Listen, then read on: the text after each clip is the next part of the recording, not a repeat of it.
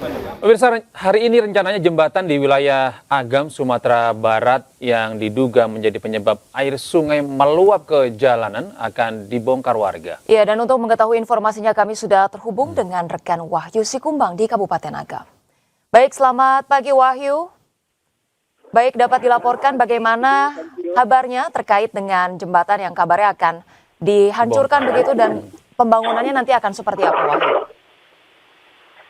Ya, jembatan yang ada di belakang saya ini namanya Jembatan Batang Aye Kasia. Itu berada di simpang Bukit Batabuah untuk menghubungkan antara Canduang dengan Laki. Jembatan ini disebut warga penyebab meluapnya air karena di bagian bawah yaitu gorong-gorong itu ada tiang. Dulunya tiang itu tidak ada. Karena ada tiang itu, itulah yang menghambat material kayu-kayu sewaktu banjir lahar dingin yang terjadi bulan puasa sebelum Lebaran kemarin. Dan sudah disampaikan oleh wali negarinya agar diruntuhkan, tapi kejadian lagi pada Sabtu malam sebelum diruntuhkan banjir lahar dingin terjadi dan kayu-kayu material-material yang dibawa oleh banjir lahar dingin itu menumpuk di sini dan sampai melebar ke sepanjang jalan itu, sampai meruntuhkan rumah-rumah warga dan mobil-mobil yang juga dihanyutkan. Rencananya pembangunan ini, saya akan perlihatkan, rencananya pembangunan ini akan diruntuhkan dulu. Setelah itu dibangun dengan jembatan beli. Jembatan beli oleh Dendipur, yang milik Dendipur ya. Dendipur dari Payakumbuh. Wahyu, Wahyu, jika jembatan ini diruntuhkan untuk sementara, lalu bagaimana warga beraktivitas yang menggunakan jembatan ini? Apakah ada alternatif lain? Jembatan beli. Ya, ini yang jembatan beli yang dari besi itu di Dendipur. Pembangunannya dibangun dulu jembatan belinya, baru jembatan ini diruntuhkan. Oke, jadi jembatan alternatifnya didirikan terlebih dahulu sebelum jembatan yang akan yang diduga menyebabkan air meluap ini diruntuhkan begitu ya?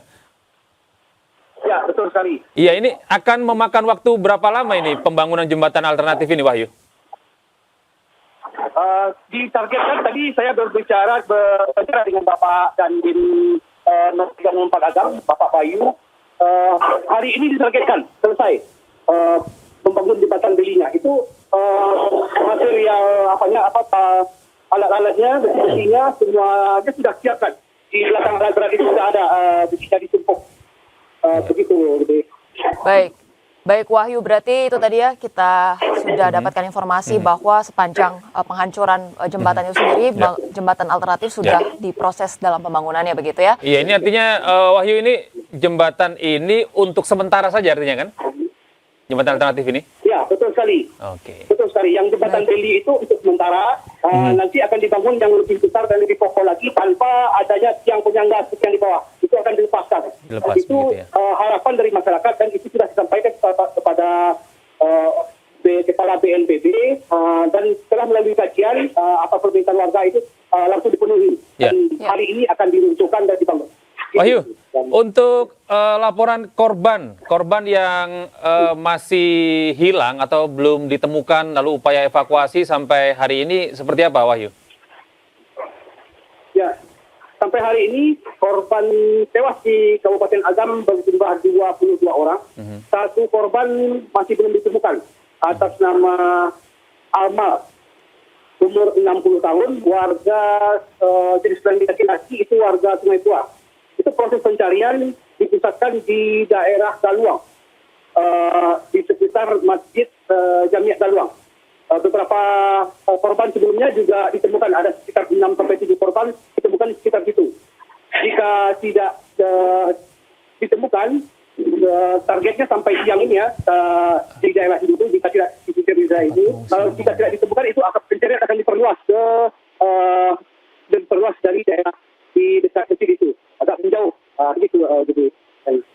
Baik Wahyu, ini apakah terpantau masih ada kendala begitu yang dirasa menyulitkan dalam melakukan evakuasi ataupun pencarian korban-korban yang masih belum ditemukan hingga saat ini dan terkait dengan kondisi pengungsian mungkin dapat Anda sampaikan informasi apakah betul-betul dipastikan ini kondisi pengungsian dalam keadaan yang layak dan apakah masih ada kebutuhan-kebutuhan yang belum tercover, Wahyu? Ya, kendala untuk pencarian itu luasnya area dan banyaknya kebutuhan bagi kebutuhan material seperti batu, kayu yang ada di lokasi. Sementara penggunaan anjing pelacak oleh Polda Sumbar itu agak terganggu, penciuman satwa ini agak terganggu oleh bangkai-bangkai ternak yang juga ikut hanyut. Itu banyak di lokasi yang terdapat bangkai-bangkai baik yang tertimbun juga yang berada di aliran-aliran sungai yang diduga tempat korban juga ikut hanyut begitu. Sementara kondisi pengungsi sampai saat ini di Kabupaten Agam ini posko pengungsian yang disediakan hanya satu di SD 02 Simpang Bukit ini. Sementara pengungsi yang lain itu berada di rumah-rumah warga yang pengungsi mandiri, yang disebut dengan pengungsi mandiri. Untuk tempat pengungsian ini di SD ini berjumlah 204 orang berada di dalam 3 ruang kelas. Mereka saat ini sudah bantuan yang diberikan sudah mulai banyak dan melimpah bagi sini. Warga di daerah lain itu berharap juga bantuan juga didistribusikan kepada daerah lain, jangan hanya di posko induk di sini. Karena di sini di Kabupaten Agam ini ada beberapa daerah yang membutuhkan bantuan seperti di Galuh 2, Kecamatan Ampekoko, itu bantuan belum ada yang masuk satupun. Termasuk juga di daerah Sungai Tua. Di daerah Kecamatan Sungai Tua ini, per hari, mulai dari hari kemarin, pemerintah Kota Bukit Tinggi mendirikan posko bantuan untuk menampung bantuan dan langsung mendistribusikan untuk di daerah Agam ini. Begitu, dan Ya, ini terkait dengan mungkin kebutuhan sanitasi ataupun air bersih begitu. Apakah dipastikan ini sudah terjamin begitu di setiap pos-pos pengungsian, Wahyu? Ya, untuk kebutuhan sanitasi itu memang terbatas ya, karena posko pengungsian saat ini itu menggunakan sekolah yang dipakai. Hanya beberapa yang seperti toiletnya juga tidak bisa dimanfaatkan. Untuk laki-laki juga dipakai oleh perempuan, dipakai secara bersama-sama. Di sini kebutuhannya air bersih, sarana air bersih dan penambahan toilet umum. Itu yang sekarang sangat dibutuhkan di posko pengungsian ini. Iya. Wahyu, ini kan kita sudah berapa hari ya semenjak kejadian ini sampai sekarang? 5 hari ya, Wahyu ya? Wahyu, ya, tentu saja kami tidak berharap ada orang atau korban yang saat ini sakit di tempat pengungsian, tapi apakah ada keluhan-keluhan yang dihadapi oleh warga di tempat pengungsian, Wahyu? Ya, saya beberapa hari yang lalu, sekitar 2 atau 3 hari yang lalu pernah sempat ke posko kesehatan. Di situ pengungsi dan petugas di evakuasi itu memeriksakan kesehatan di sana. Seperti pengungsi misalnya, dia mengeluhkan capek-capek, pegal-pegal dan minta vitamin. Ada sekitar 15 orang. Itu tuh yang keluhannya hanya seperti itu, butuh vitamin seperti itu. Bukan, tidak ada yang berat belum. Mudah-mudahan kita juga berharap tidak ada penyakit yang berat seperti misalnya batuk, flu. Itu tidak, karena kebutuhan untuk selama mengungsi seperti selimut, kasur, itu mungkin juga berpengaruh terhadap kesehatan mereka. Termasuk dengan makanannya juga yang mencukupi. Gitu. Ya, Wahyu, ini untuk cuaca sendiri dan apakah Anda mendapat juga informasi soal prediksi cuaca saat ini di sana? Ini kan kalau terjadi hujan lebat kembali kan ini tentu juga harus diantisipasi, Wahyu. Betul sekali, jadi cuaca dari pagi ini, dari pagi tadi sampai saat ini cerah ya, cukup mendukung untuk melakukan aktivitas.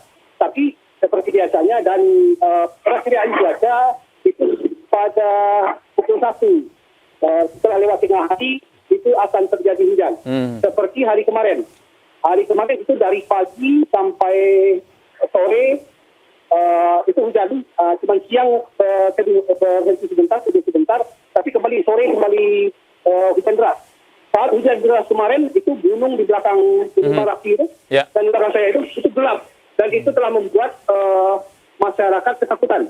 Begitu juga dengan petugas yang standby di atas di bagian hulu itu mengimbau kepada masyarakat yang berada di aliran dan petugas-petugas yang bekerja di sepanjang aliran ini untuk segera menjauh dari aliran sungai untuk mengantisipasi tingginya kembali aliran air. Seperti saat ini tadi air kita lihat airnya kecil tadi ini, bersih jernih. Sekarang sudah mulai besar lagi. Ini mungkin karena terjadi hujan juga di daerah kawasan di puncak gunung. Kita tahan terlebih dahulu. Kita akan terhubung dengan rekan kami Agung Sulistyo di Kabupaten Tanah Datar yang saat ini sudah bersama kami juga. Selamat pagi, Agung. Baik, selamat pagi Agung. Bagaimana dengan pemulihan pasca banjir bandang? Agung, silakan dengan laporan Anda. Baik, Gede. Untuk pemulihan pasca banjir bandang, saya berada di kamp pengungsian di kantor Wali dari Rambatan. Di sini merupakan satu kamp pengungsian yang cukup banyak. Dan di sini saya kamp pengungsian. Jadi di sini juga ada kegiatan trauma healing untuk anak-anak yang terdampak dari pasca banjir bandang yang terjadi pada Sabtu lalu. Dan kita lihat ini relawan dari mahasiswa dari kampus UIN ini sedang melakukan trauma healing pada anak-anak dengan maksud dan tujuannya ini untuk menghilangkan rasa ketakutan mereka atau trauma yang diakibatkan banjir bandang yang lalu. Ya, Gede. Ya. Agung, kalau saya melihat di layar televisi ini anak-anak ini cukup bergembira begitu ya di tengah kondisi mereka yang saat ini tidak menguntungkan begitu ya. Apakah program trauma healing ini juga termasuk kegiatan belajar mengajar juga ada di sana, Agung? Untuk ini hanya untuk trauma healing saja. Jadi para relawan ini memberikan treatment khusus agar anak-anak ini bisa lepas dari trauma saat kejadian. Dan kemarin juga saya juga sempat mengkonfirmasi kepada Dinas Pendidikan Kabupaten untuk saat ini untuk sekolah yang terdampak untuk sementara waktu ini liburkan, Gede. Namun ada sebagian sekolah lagi yang menerapkan pembelajaran sistem daring. Ya, Gede. Baik, Agung, ini terkait dengan banyaknya juga ternyata ya di pengungsian ini anak-anak yang kemudian juga ikut terdampak begitu. Terkait dengan mungkin kegiatan belajar mengajar ataupun kebutuhan-kebutuhan seperti mungkin buku, alat tulis ataupun mainan anak-anak begitu. Seberapa besar itu sudah cukup terpenuhi, Agung? Kalau untuk kebutuhan anak bisa dikatakan masih belum mencukupi. Jadi sekarang itu yang lebih banyak adalah kebutuhan pokok, sandang maupun tangan. Tapi untuk buku, permainan, atau apa itu bisa dikatakan masih kurang. Karena di sini memang orang masih terfokus untuk memenuhi kebutuhan makan dan minum dan untuk kebutuhan tidur dan untuk kebutuhan lainnya. Sedangkan untuk kebutuhan mainan-mainan anak ini sangat kurang sekali di sini. Dan ini mainan pun diberikan mainan yang sederhana oleh para relawan karena keterbatasan tersebut. Baik, terkait bantuan yang diberikan khususnya untuk anak-anak berupa trauma healing ini apakah merata di setiap pos-pos pengungsian, Agung, ataukah masih memang saat ini tersentralisasi di pos-pos tertentu? Tidak, di semua pos-pos pengungsian. Jadi trauma healing ini tidak saja oleh para relawan dari kampus, juga ada dari kepolisian, juga TNI, Polri itu ada juga di setiap itu. Seperti di Prambahan, di daerah Prambahan itu trauma healing dilakukan oleh dari pihak kepolisian, dan itu mereka memberikan aneka permainan agar anak-anak ini hilang dari rasa takut mereka. Jadi semua tidak terfokus pada satu pos saja, tapi merata di pos-pos lainnya.